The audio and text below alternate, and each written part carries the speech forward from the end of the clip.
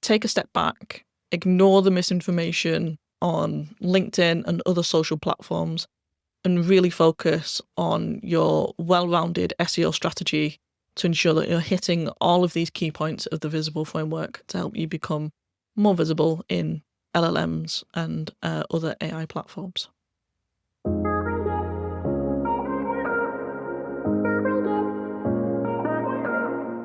Hi, I'm Nikki Halliwell, and this is SEO in 2026. Nikki, what's your number one SEO tip for 2026?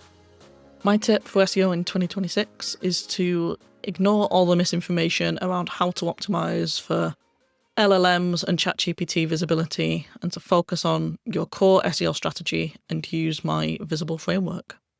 And we'll get to the Visible framework just in a second, I'm sure. But in terms of sticking to the core SEO principles, are you saying that it's not really necessary to do anything different that you would normally do for SEO to optimize for LLMs?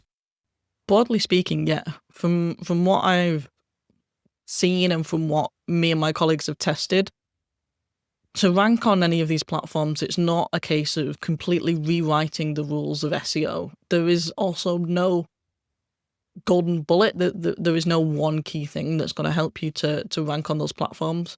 Basically, as SEOs, it's just a case of building upon the knowledge and the experience that we already have, doing things in an ever so slightly different way, rather than, as I say, completely rewriting the rulebook. So yes, it's just making sure that you have all of the key areas of your SEO strategy covered, which hopefully you do anyway.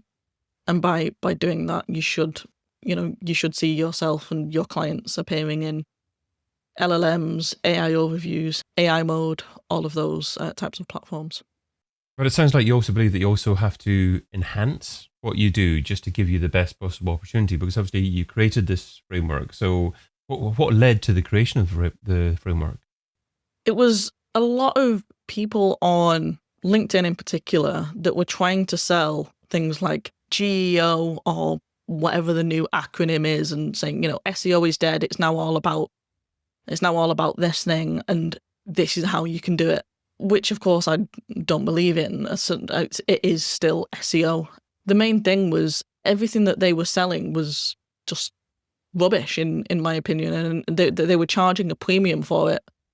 So I created this framework just to make it clear that you don't have to follow what these people are saying. It is just a case of making sure that you have the principles, and a lot of it just does come down to making sure that your content is correct, it's structured correctly, you're using PR. And like you say, I'm sure we'll go into the specifics later on. But ultimately, yeah, it's just making sure that you're doing good SEO with a well-rounded structure and not following what all the people are making noise about on LinkedIn. Well, everyone wants to be visible on different search engines and new ones, if recording AI results search engines as well. But you've given each letter, you've made each letter stand for something different. So shall we move through them and see what you made V stand for? Yeah, so V stands for visible and crawlable content. This was all about making sure that your content can be seen and understood. The main thing is to try and avoid JavaScript rendered content, specifically for your most valuable content. So that, the content on the page that you want to be indexed. I'm not saying avoid JavaScript altogether, but just making sure that your most important content isn't rendered by JavaScript, because LLMs currently can't parse that information. Try to use server-side rendering or static HTML for your key pages. But also another part of being visible and crawlable is making sure that you're not inadvertently blocking any important areas of your website through things like robots.txt, canonicals, and meta tags. Superb. Okay, and what does I stand for? I stands for having intent matched and helpful content. So this is all about creating content that answers real-world questions. So the key things is using natural language and making sure that you're addressing customer pain points. You can do this by using things like FAQs, creating buying guides, and even creating comparison pages.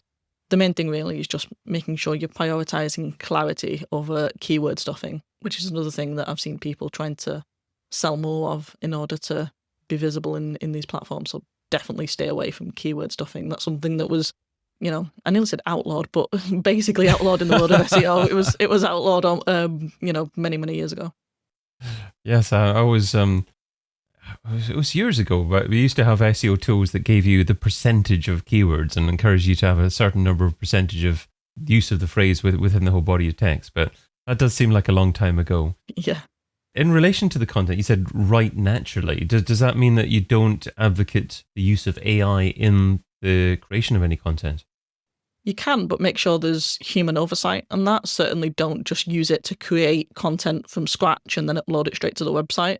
But we've done it in a few different ways, actually. So we've done it with, human-created content briefs that have then been uploaded to ChatGPT. And then, again, we edit the content after it's been created.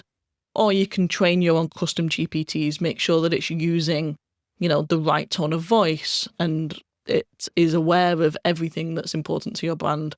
Basically, train it like you would a human, give it all the information it needs, and then use that content. But again, in all of these, make sure that you're editing the content afterwards, especially if it's like UK, because even though you train it to not use American spellings, it might still use them and things like that, or just make sure you're fact checking as well. All of these sorts of things, even though you may train it accordingly, do tend to slip through the net. And also just overuse of common things that people are aware of in ChatGPT language, words like emphasize and in the current landscape and, those really long hyphens and things like that people can spot a mile off at the minute. Try and be aware of those and edit them out. Okay, so that's letters V and I. What's letter S? S is about using structured data and semantic HTML. These are things that you can do to help AI and other LLMs to understand your content. So we're talking about using schema markup and making sure that your product FAQ, review schema, etc. is well optimized. Also make sure that you're using your merchant listings, you've got your product feeds fully optimized. It also includes more of the basic elements, like making sure that you're structuring your pages with proper headings, you're using, lists and bullet points and also alt text. And another element with the structure as well is also things like using breadcrumbs and breadcrumb and organization schema. The more information that you can add to your pages, the more relevant information, should I say, that you can add to your pages and the more structured and helpful you can make them, the easier it is for these platforms to understand your content and start to return them in their answers. So S is for structured data and semantic HTML. What is I for?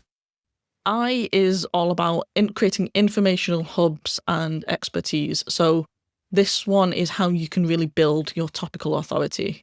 What I mean by this is looking at ways that you can create deep content around the core topics and themes that are important to your business.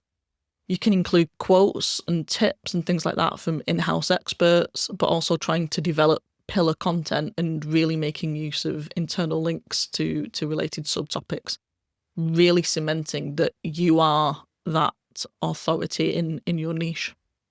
That's letter I, and we've the second I, in fact. Moving on to B. B stands for brand authority and mentions. This is important because we know that LLMs surface brands that they can trust. And this is why I talk about making sure that you're having a well-rounded SEO strategy. Work with your PR teams, make sure that you're looking to reclaim broken links, but also make sure that your PRs are getting coverage from relevant press, blogs, or even partners. You want to maintain a consistent brand information across all of your platforms, but mentions are hugely important. For years, it's been about getting backlinks from such a brand, whereas now we're seeing that with LLMs, brand mentions, even unlinked brand mentions, are just as, if not more important. You can also look at other forms of platforms and looking at like Wikidata and other sources where you can be cited within them to try and really make sure you're reinforcing your authority. Brand authority mentions is B. What is L? L is leveraging first-party insight. So with this one, you want to use only what you can say. So similar to one of the other points, you're now taking this a step further and really going deep into your staff insights, FAQs from your customer service teams, looking at your product reviews, and really exploiting any ways where you can share unique perspectives that cannot be found on competitors' websites. And how do you know which first-party insights to use? Is it a case of doing some kind of audit internally to see what data that you have, creating new insight, maybe using a CRM or something else? Exactly that. Yeah, speaking to your internal teams, looking at your CRMs. Often there's so much information within a business that just seems to be contained to one team. SEOs don't speak to paid teams don't speak to PR teams, etc. And there's so much knowledge within there, and you don't even realize that could be shared and may be the one thing that they were looking for to help on, get past a current blocker. And it goes beyond, SEO and paid teams speak to customer service. What is the main questions that they're currently getting from customers, and share all of that, and then everyone can use that in their own campaigns. Often it might be something that's really specific to your business and it's just not talked about, and that can be the big thing that helps to generate a lot more sales. Yes. Ella, leveraging first-party insight and taking us up to the last letter E. E is about bringing it all together. So with this one, you're going to evaluate your AI exposure and your competitors. So this is how you can stay ahead of the change. So by this point, you've done all of the other letters, and now you're evaluating how all that has worked. You want to be checking if your brand is appearing in AI overviews, Perplexity, all of those. You're going to study the competitor content that's been surfaced and use that to identify gaps, and then bring all that together, evaluate that performance, and start implementing those changes. If there's anything in the previous bit that you feel that you can do better, have your competitors started to do more than what they were at first? So the E is really about evaluating what you've done well, and ultimately what you can do better as well. So there does seem like a lot to do there. How does an SEO decide what to prioritize, and how do they go about implementing what you're recommending here on an ongoing basis? I mean, it's because there's a lot. That's why I broke it down into the framework rather than just throwing everything at once. Literally just start with one letter, focus on V, make sure your content's visible, then move on to I, etc., and take it as a step process. What I've done as well to help with all of this is I've taken the visible framework and built it into a visible audit. And it really does lay it out in each of these areas. So I explain how you can check content's visible, how you can check your structured data, etc., and then it's a much more actionable way of doing it. And that's something that I found to be really useful for myself and my team, but also when explaining it all to clients as well, it just means that it is something that they can understand. And how does an SEO measure the success of the work that they're putting in here? There's a lot of tools out there at the minute, and it's difficult to find one that does it well. We're using several different ones at the minute. You've got like brand radars that are doing a lot of the work, but also, and I still don't know how to say it, Wakey. It stands for What AI Knows About You. That's a really good one that we're seeing. You've got SparkToro as well doing a lot of work in terms of looking at the SEO landscape, and also that's a really good tool at SparkToro in terms of looking at the audience affinity. So what they do is it looks at what percentage of your audience is actively using GPT, and is that above average or below average? And then it does the same with Perplexity and all of the others. So you can really see, actually, is your audience using any of these platforms or are they not? And that's really useful. But yeah, there's a lot of tools that are trying to do it, and it's not something that we can track in the usual way. We're used to tracking very specific keywords, but this is a new kettle of fish. So it's just a case of having a play around with AI tools and tracking tools and seeing which one seems to give you the insights that work for you. Nikki, what's the key takeaway from the tip you shared today? My key tip is to take a step back, ignore the misinformation on LinkedIn and other social platforms, and really focus on your well-rounded SEO strategy to ensure that you're hitting all of these key points of the visible framework to help you become more visible in LLMs and other AI platforms. Nikki Halliwell is an SEO consultant and senior technical SEO manager at Journey Further. Find out more over at nikkihalliwell.com. Nikki, thanks so much for being part of SEO in 2026. Thank you very much. I've been your host, David Bain. Get your copy of SEO in 2026, the book, over at SEOin2026.com.